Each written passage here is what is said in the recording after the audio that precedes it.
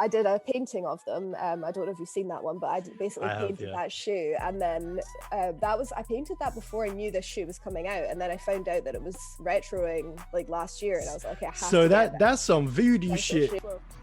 What the fuck? Stop playing. What the fuck? Yeah, I painted them into existence.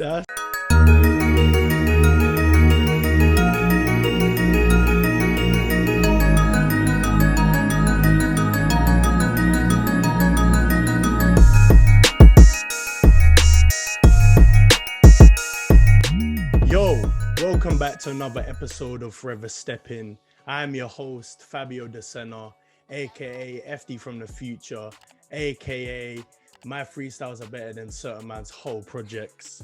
Today I have the first sneaker queen of Forever Steppin. We have TITI Finlay, aka the highly eccentric Maple's mum. How you doing, TITI? You right? I'm good. Thank you for having me. Yeah, man, I'm super gassed to have you here. But look, Forever Steppin', so we have to hop in with the kick of the day. I will start. I know you're a big Air Max fan, so I'm coming with some heat. You know what I'm saying? All right, cool. We're gonna go in with the Supreme. Oh yes. Air Max Tailwind. Ooh, very damn. Nice. I love the tailwinds. Let me just show that. Yeah, man. That's reminded me. I need to get my tailwinds out again. Actually, I never got the Supreme ones, but where are they? They're somewhere behind me on this shelf. But yeah. Oh my god, I need to get them back out. Yeah, I've had them on for a while. Trust me. But I need to see your kick of the day, man. Let's go. All right, it's a bit of a wild card. You probably saw this. You probably saw me post this recently, but it's the Reebok Gnosis. So yeah, it's a pretty wild one. Basically, just I'm not like a basketball player at all, but I just like love this shoe. I think like it looks so sick on foot, and like just like a pair of baggy trousers. It's just like it looks so much better on foot as well than it does like just as it is. Yeah. But yeah, I've been meaning to pick this up for a while, so I got them recently. Yeah, I've seen that on your Insta. They're flying, man. They're flying. There's one question I like to ask all my special guests. I know a lot of people are scared to answer, but the question is, have you ever worn fake shoes? And if so, which fake shoes were they? You know what? I've never worn a fake shoe, but I this isn't really that, like, I never actually got the shoe in the end, but I did get scammed once trying to buy a pair of Hirashis. Back in the day when Hirashis were like making it, actually it was only like, remember when they came back in like 2014? And Depop had just started, and someone was like, this girl was like, I'll swap you this for a pair of Hirashis, and I was like, yeah, it sounds like a great deal. Psych! That's the wrong number! Really, like, I wasn't savvy at all, and I was like, yeah, I'll swap you that. So I like sent her the thing, and then she never sent me them and never got back to me, and I was like, oh. that was the early days of finessing, man. Fraud. Have you ever worn fake clothes? Any fake brands? No, I don't think so. Like, I don't I feel like I've always been quite savvy because my boyfriend or fiance, he's like super like into like streetwear culture and everything, and he kind of like educated me from like day one basically, so I've always been like quite savvy on that. That's good. I'm trying to think if there's been anything else. Obviously like back in the day I'd wear like a pair of like high street sneakers or whatever, like from ASOS or something, and I'd wear like a white. But obviously you are on Forever Steppin', so we need to talk about sneakers, of course. But I've been watching your Instagram, seeing you for a bit, but I want to know, when did you first get into sneakers? Like, what was the earliest memory? Because I know you're from Scotland, right? So I just want to know how it started. What was the earliest memories and things like that? So basically, obviously in Scotland, like I came from rural Scotland as well, so it's a very small village. There's no sneaker culture there. There's pretty much no sneaker culture in Scotland, full stop. Maybe now there's a little bit, but it's still very small. And so when I was a kid, my first memory of wearing sneakers was actually like, I was like an art kid, so I wasn't sporty, so like all of the kids that were like that did sports would wear like the coolest Air Max, and like they always had like sick sneakers, and like because I didn't play sports, I would just like sit at like the side of the netball court and like watch the sneakers, and I was like, but I can't wear them because I don't play sport. And then like I started like hanging out with like the skaters and like the emos and stuff. So like right. I started wearing like Vans and like DCs and all those skate shoes, which weirdly are like coming back now. Like I feel I know, yeah. Back. So yeah, so it's quite funny to see it come full circle. But that's basically what I wore as a kid. Like I just wore like skate shoes and like Vans slip-ons and stuff. So I wasn't really like into like the sports sneaker for a long time. And then I kind of like, it wasn't until I moved to London, I don't think. Like I moved here and immediately just started noticing like Air Max on people's feet, and like everyone, like there was a lot. I think I came into more through like streetwear as well. So when I first moved to London, it's when like Supreme and Palace were literally just about to get big. They like, you could go into Supreme and not queue basically. Yeah, it was, like, that's cold. It was like the good old days, and like you could still get like Supreme stuff for like a reasonable price, and it wasn't like saturated and whatnot. So I kind of like just got into it through that, and then like started to like basically just consume like sneaker culture a bit more. I remember like, I think it was like a pair of Air Max 95s that I bought for myself, and I was like super broke at the time. I was like working in restaurants, didn't have any money, and I saved up for ages and like went into JD Sports, I think it was, and bought just like an off-white like nice pair of Air Max 95s. But as soon as I got them, I was like, just this spark. It just happens. Like you always buy that one shoe and then you're like, okay, trust me, there's always a beginning. Like there's always a beginning. But that ties into the first section of the show, and that is, what are the top 5 sneakers of all time for yourself? Oof, okay. So, right, my first one, I had to write these down because I like, I've got many. I appreciate you're prepared. So my first one is a basic one. It's obviously a classic white Air Force One. That's like, if I had to choose one shoe to have forever, like it would be that, just because it like matches everything. You can wear it, doesn't matter what your style is, like everyone can rock an Air Force One, and it's just it just makes everything look clean and just it's a Nike, I told you on that first episode, if you're trying to send me any crepes, send me some crispy white Air Forces, because I need that every season, boy.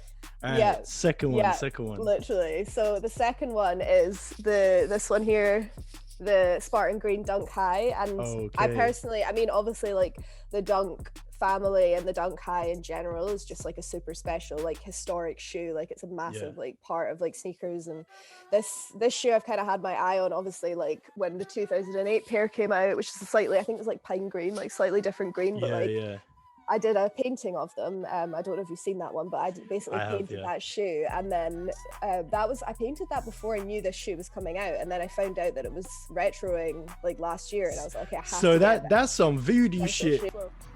What the fuck? Stop playing. What the fuck? Yeah, I painted them into existence. That's crazy. And it's weird because I started like, I think this was like right before like dunk culture like really blew up as well. I started that painting, so it kind of all happened at the same time.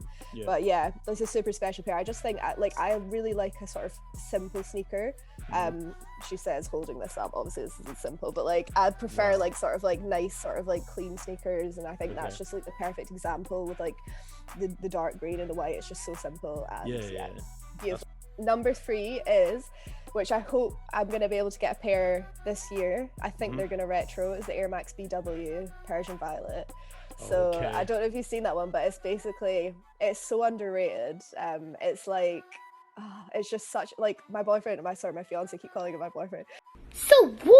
It's lit. I'm not like, but yeah, like the Persian Violets, like he keeps saying that they're like a junkie shoe.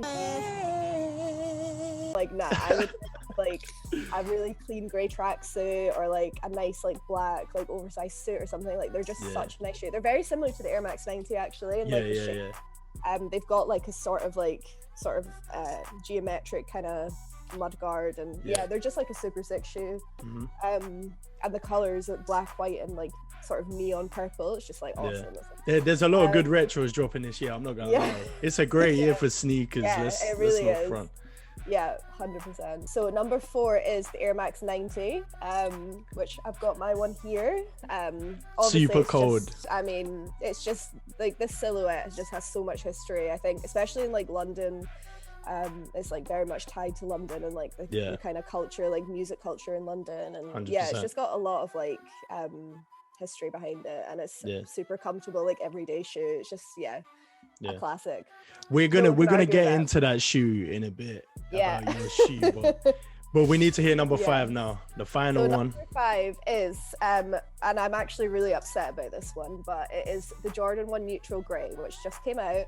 Okay. And it did not come in women's sizes. So I'm super annoyed because obviously, like, it was the first time it came back since 1985. Like, yeah, such a nice shoe, and yeah, I was like really excited to get it, and yeah, they didn't drop my size, so I was like pretty gutted, but it's still a gorgeous shoe. And so if you want to grab your Air Max, we can start talking about that. So what I wanted to ask you, the first question was, what was the inspiration behind the Power to the Female Air Max 90?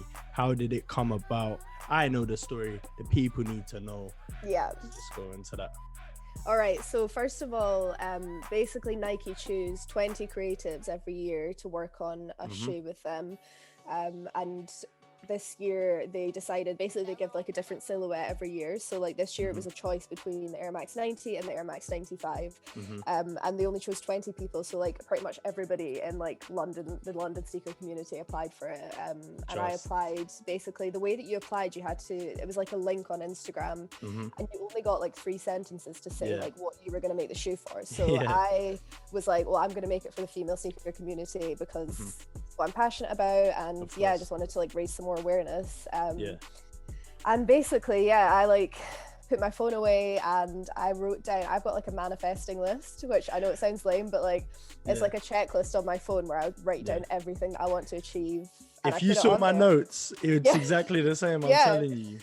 You've got to do it, and it actually works as well. But yeah, so I like wrote it down. I was like, I'm gonna get picked for the Nike by You campaign, and I was like, I just know I'm gonna get it. But obviously I didn't really know. But yeah, and then I got a DM from them, and they were like, yeah, are you in? Like, do you want to do it? And I was like, yes. How did that feel though? Like, how did that feel? Did you feel sick? Because I would have felt sick. Yeah, I was sitting on the sofa and I literally was like, oh my god, it's happening. And Lewis was like, what? And I was like, it's happening. And I was like literally like going crazy. I was like, oh my god, like it was just such an amazing moment to be like recognized by Nike, which is like, I know, the best brand. Like, it was just crazy. How did he feel? Was he like over the moon as well? Because obviously he was like into sneakers. He was like, literally, he was so excited for me, and like obviously he was like, let me see the message, and we were like, I was like, is this a scam? Like, literally, what is it? And then obviously like, but it was such a good feeling. I was just so happy. And I mean, the process itself was like super challenging. It was like, at the very beginning of lockdown, there was like all of the Black Lives Matter stuff was just kicking off, so like everyone was like super emotional, and like it was just like kind of like a really stressful time overall in the world. And then like we had like 10 days to create this shoe, and it seemed like at the time I was like, this is like the last thing I want to be doing, if you know what I mean. But I was I've only got this one opportunity to like design a shoe for Nike, so so there was a lot of tears. Oh my god. Came up with this super cold, but in terms of the colorway, correct me if I'm wrong, but I know that there was a mixture when you first come to picking a colorway, and it was between the Air Max 1 Watermelon and it was like an Air Max Spruce Lime. It was between them colors, right? So those two, and then there was a couple of other colorways. I think it was like the Air Max 97 water. I can't remember what the actual colorway name was, but there was a couple of other colorways that have used the same kind of green and pink format in various different kinds, but like they all only dropped in men's sizes. So I was like, right. So I was like digging into the archives, and I saw those ones, and I was like, yeah, I remember when they came out and I couldn't get them. So I was like, this is like the perfect time to like make my own version, I guess, as best as I can. But basically with the workshop, or like the design process, we only had a certain amount of colors to choose from and like materials from. Otherwise I would have done like something way crazier probably, but like so I kind of had to work within those limits, but I'm still happy with what I got. So I wanted to make a shoe that was designed that was inspired by like old men's colorways, but this shoe was dropped in a full-size run. I wanted like I wanted it to be like, my tagline was like inspired by women, made for everyone, and it was and like loads of guys bought it as well, which that was my goal. Like, I wanted. So it's cold. I slept on it, I'm not gonna lie. Unfortunately, I was late to the party, and I regret it. I think it was like a hard time as well, because it was, again, like it was in lockdown. A lot of people had been made redundant, or like they were on furlough, and like a lot of people have messaged me now and they're like, I just wish I could have got that shoe. And it was like, I feel really bad that I can't release it again, but because I'm not gonna lie, if you got a UK 8 there, I'll pay resale on that. But it's a great story, man. It's probably every sneakerhead's dream as well. 100%. It was a massive like bucket list moment. I don't know if there's something in the works, but if you got another shoe coming, I'd love to know. I mean, I don't right now. I actually had completely forgot that this happened, but I had, right before the Nike thing, I had Aless reach out to me to do a solo collab on a shoe with them. Similar to, King of Trainers, he did one with them like the previous year, and then we were in the works of like starting to get it designed and stuff, and then lockdown happened and they like pulled the whole campaign, and it never went through in the end. And I was like, okay, fair enough. And then the Nike thing came around and I was like, great, well, this is better. So every cloud has a silver lining. That even happened. I also wanted to shed some light on your story, and just like, I completely respect how you went from, it was working in a tequila bar, right? Or just some small bar in London. You were broke, and then just the fact that you just dived into the deep end, you were sending out emails to like your favorite like style icons at the time and stuff, for asking to intern for them and stuff, and then to where you are now, it's just crazy. Like, it's just mad. So I really respect it, and I just want to thank you.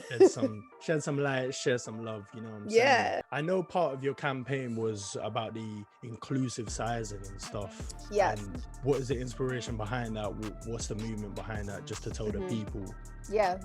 So I think there's a couple of things. I think like it sort of all happened as I was like moving into, I mean, I've worked in like, obviously I work for Lace now, but before that I was working for ASOS. Shout out ASOS and Lace. Also, I just quickly want to say, sorry to butt in, but I've done shoots of ASOS in the past, and I've actually worked with Coco. Oh my god, amazing. She's one of my good friends. It's wild because I've met her a couple times, and it's just wild that I've never actually met you. Because you were at ASOS when I did the shoots. So mad. It's wild. Basically, I think as I moved into a more sneaker focused role in my like job, I started to recognize like there was a lot of like inequality in like sort of brand side, like behind the scenes. So there wasn't many women in roles like mine and like making those decisions. But then on the customer facing side and like the community side, there was things like, I think there was a few trigger moments for me, like for example, the Off-White Jordan 4 sale came out, and they said basically there was such a high demand from men that they were like, oh, we're going to release a men's version, and a lot of men copped that shoe as well, even though it was a women's exclusive. But then obviously the Jordan 5 sale, the Off-White one, came out a few months later, which only dropped in men's sizes.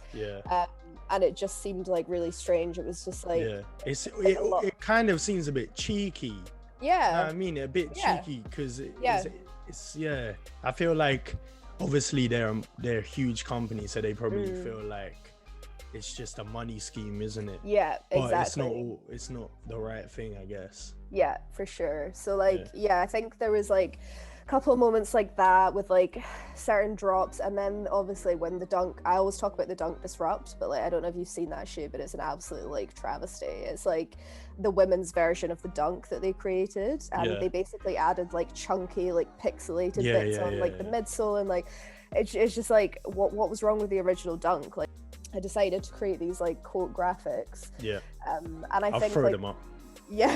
For sure. But I think like my thinking behind them, obviously I'm a social media manager, so I know like I wanted people to share them, and I kind of like removed myself, like I didn't put my own handle or anything on it, or like I didn't like tie it to me. I just like wanted it to be something that people could own and like post on their own feeds and then share themselves. And it kind of blew up. So I'm glad. It's definitely a movement that I'm behind, and I feel like the problem I feel like with men is that you don't really realize it until it happens to you. So like for me, I never really noticed it until last year when I started buying sneakers for my girlfriend. I was having problems every single time. I was buying her J's that would be a different size to her other J's. And then I'll be wasting money.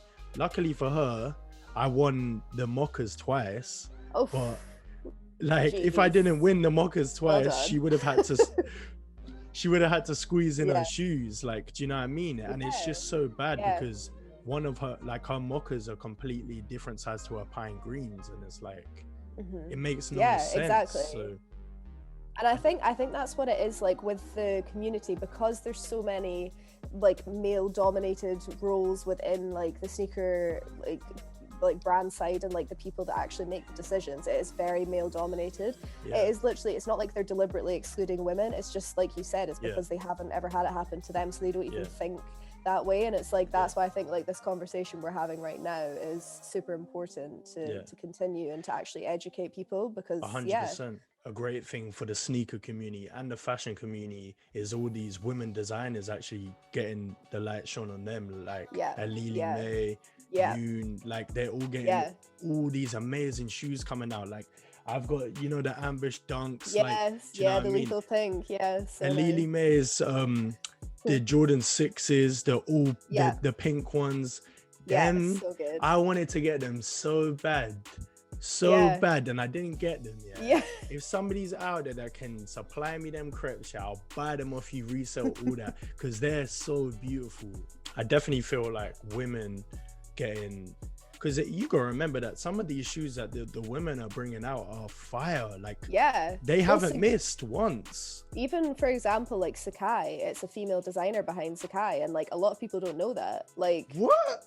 Oh my god. Oh my days. Shitose Abe, she used to work for Comme des Garçons, and then she started Sakai. Wow. And she's the designer behind like the most iconic shoes. Like literally, like Sakai, like one sneaker of the year. Like they're the best. Like they're insane, and people, I think it's like stuff like that, like people just don't know because there's not enough like recognition. I didn't know that, you know. Oh my days, that's so bad. I didn't know that. No, it's not bad. So I feel like you wouldn't know unless you're like properly like in the industry, I guess. And, like it's really like important, I think, for like to share that information, and like 100%. people realize how sick it is that like 100%. Because I'm not gonna lie, there's a lot of men designers out there who aren't hitting. They are missing. You man out there, you're missing. Take some inspiration from these women, because they haven't missed once, and that's on God. Real talk. But listen, we're gonna hop into the next section of the show. This is a nice and easy one, I'm gonna ask you, what are your top 5 sneakers you own personally? Okay, so obviously it's number one has got to be these. And, has to be flex for them, man. It's a special pair, of course. Super fire. Yeah, they're a super special pair for me. Another weird curveball, which it's hard because they're like a fashion sneaker, but like honestly, my Acne Manhattans, I feel like this is my most worn sneaker, and I honestly just think I bought them like, I think like 4 years ago now, and they still are in like perfect condition. They're still relevant. They still like match everything, and they're like a great example of like a fashion sneaker that like actually hits, because I feel like a lot of fashion sneakers I'm not really about. And they also, I got them when I got my job at ASOS. It was my first paycheck that I spent on those. So quick another flex. Special pair. What else did I write down? I've got so many that I'm like, that's calm. It's a hard question, I'm not gonna lie. Again, I mean, I probably like, again, the greatest sneakers of all time, but it's got to be like my Pro Green Dunk Highs, like again, you know, that special pair. And then obviously another pair, I mean, all of my pairs that are special to me, or like that I like love, or all have a story to tell. So the Court Purple Jordan 1 is another great one, which I really wanted for so long, but like at the time I never won any raffles, and I was kind of like, oh, like I've missed out on them. And then when I started my job at Laced, my boss sent me these as like a welcome. That is so sick. Pretty sick way to like start a new job. And I totally wasn't expecting it either. It was just like the nicest thing ever. But probably, I feel like it might be my Sakai's, you know, like, but I can't decide between the two. So like the Vapor Waffle or the LD Waffle, like, I'm not gonna lie to you, pairs, but the top colorway is that is to me, that could be top 5 sneakers in the past 10 years. Yeah, I don't have it 100%. personally because I took quality. L's. That colorway is amazing, but the bottom, I'm not gonna lie to you, sneakerheads out there, don't come for me. I won them in the yellow and green, but I think they're butters, man. I'm not gonna lie. They're definitely like like they're mad. They're like an absolutely crazy shoe, and like I think once you got them on foot, and I think they look way better on smaller feet as well. Yeah, I was gonna say they look way better on women. Way better. Yeah, 100%. And I totally get like people are really not about them, but I think like this, I've actually had some really good luck with raffles with Sakai's. Like I won like those 2 pairs, and then I won the black and white pair for my boyfriend. So like I've won every Sakai raffle that I've entered actually. So again, I've got some luck there for some reason. But that's why I like asking a question, because everybody's got their own little personal ones. Yeah, exactly. Well, and you're right. It's like always a shoe with a story is like the most special one. 100%. But listen, we're gonna go into the next section of the show, a section that everybody's scared of, a section that everybody runs from. This is what's going on here. I'm gonna throw some photos on the screen. You gotta tell me what's going on here. All right, are you ready? Yeah, I'm ready. All right, let's go. I'm gonna start off nice and slow. Oh God, right. So you go explain to the people, I mean, it was 2014. That was the fashion at the time, wasn't it? I don't know. Right. You got the high heels. I've got those high heels. Oh God, I can't. Number 7. I don't even know what top that is. A little leopard print thing. I think it was a Zara banger, to be honest. Come on, a little Zara piece there. Where you going? Little high street piece. I think I was probably going to a night out. Now this was when I was at art school, right? And I'd I mean, you might want to cut this out, but we were like going out to like this club called the Reading Rooms, and it was very art school, like That's calm. All right. I've worn a pair of high heels in so long as well. It's so funny. It's a flex. Look, I said we'll start slow, so we're gonna move. Oh God, what's next?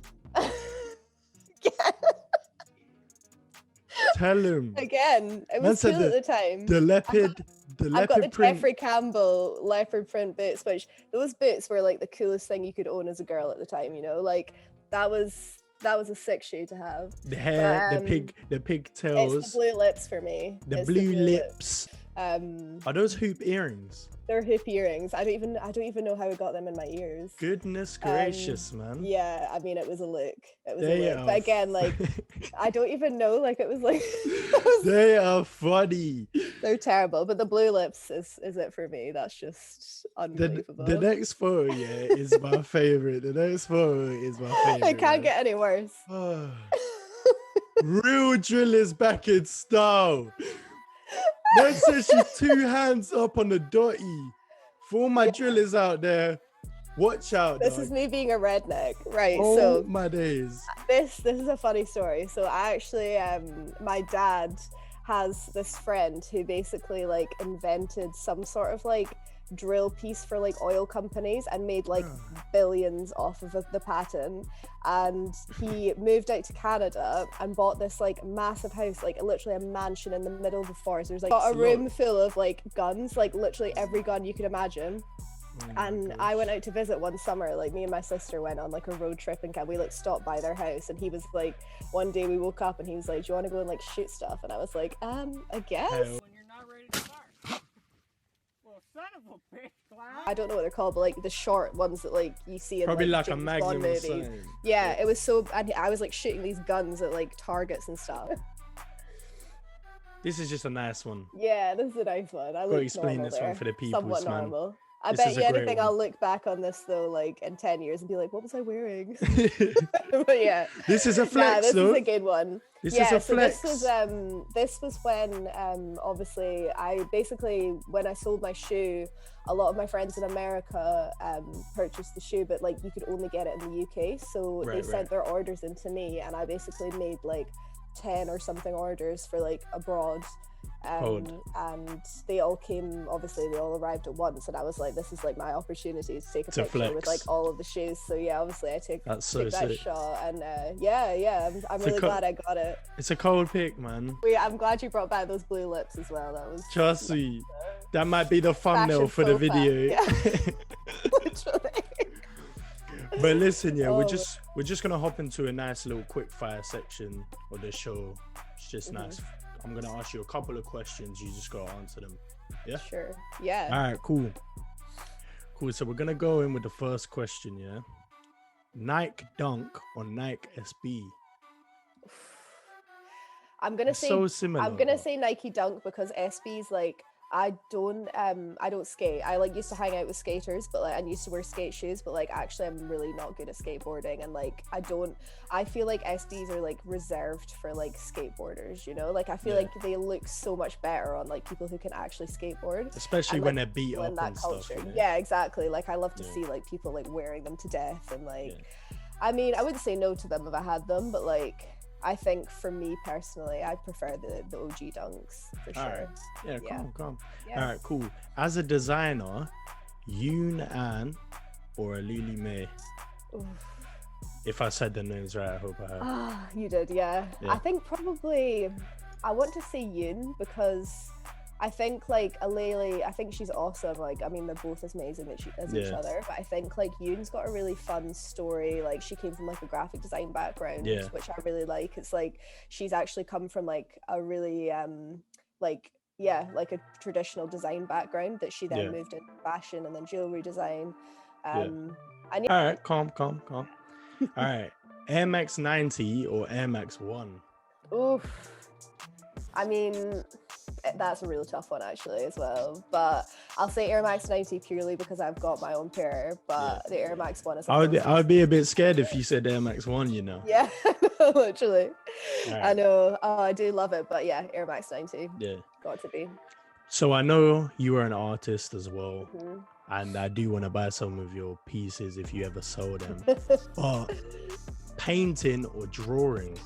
Obviously, I know you have to draw to paint, but you know, I would say painting because so I used to when I was a kid actually when I went to art school and everything, like I used to do just pencil sketches, and I like trained as like a draftsman. Basically, like I could do like like I used to life drawing a lot, and like I used to only do like pencil sketching, and like that was my thing.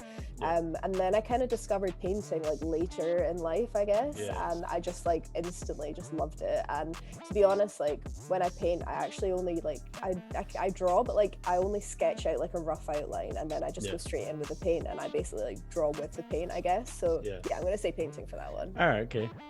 All right, tracksuit or dressing up? Tracksuit.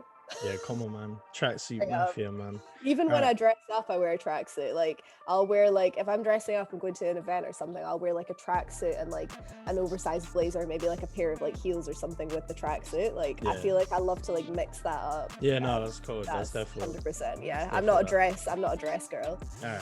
Yeah. when you tie your shoes, do you have your laces tied up or no lace, just hanging? I would say most of the time I have them tied up. But it depends what shoe it is. All right, cool. The last question, Adidas or Reebok? That's really tough. Yeah. They're all honestly on a par for me, I would say, but like I feel like in terms of history and like shoes that I would wear, I would maybe say Reebok. Okay. Yeah. I agree. Yeah, I just think like Reebok's got a lot more history to it and some like really interesting silhouettes, and I think like Adi's really nice. Like they've got like I feel like I really like their sort of culture in like the north of England, for example. Like people are obsessed with Adi up there, and I love how they've got that loyal following and like the sort of history that goes with that. But like in terms of shoes, like the only Adi shoes that I really rock are like Superstars, or like I have a pair of Oswegos as well, but like other than that I'm not really. I would say Reebok. Yeah, for sure. All right, that's calm. So as we're coming to an end on the show, I just wanted to ask you, is there anything that you have coming up, anything you want to touch on, any work, any campaigns, anything? trying to think. I mean, I'm going to be dropping some prints from like my Air Max campaign of like the drawings that I did of them, like the actual design drawings. And I'll throw them up as well. They're on my Instagram. So like, go ahead. And the quote graphics, I'm potentially going to make them into prints. Like, but I want to do like a limited run of them. So like they're super nice quality and like super limited edition. So kind of working on that. And then I've just got like some little features coming up soon, but I don't know if I can say like what they are. But I feel like this year is just kind of want to keep doing what I'm doing. And that's calm, man. Well, thank you so much for coming on the show. Thank you for having me. It was really fun. It was a great talk, you know. I put you through your paces. Some laughs for sure. Trust me. Definitely different to some other interviews I know you've done. So and 100%. Like most of the interviews I do are quite similar, so it was quite nice to do something a bit more fun and like I appreciate it, man. Thank you. But listen, peoples, that is the end of this episode here. I have been your host, Fabio De Senna, FD from the future. That's TITI Finlay, the sneaker queen. We out of this bitch. Bye. Yo, what's good? It's your boy FD. You already know, no trim season, quarantine clean. Listen, I'm trying to do this YouTube stuff, so I need you guys to like, comment, and subscribe on this video. If you're really feeling, man, hit that little bell. Trying to get 1K subscribers. I'm not trying to keep you lot. Bye.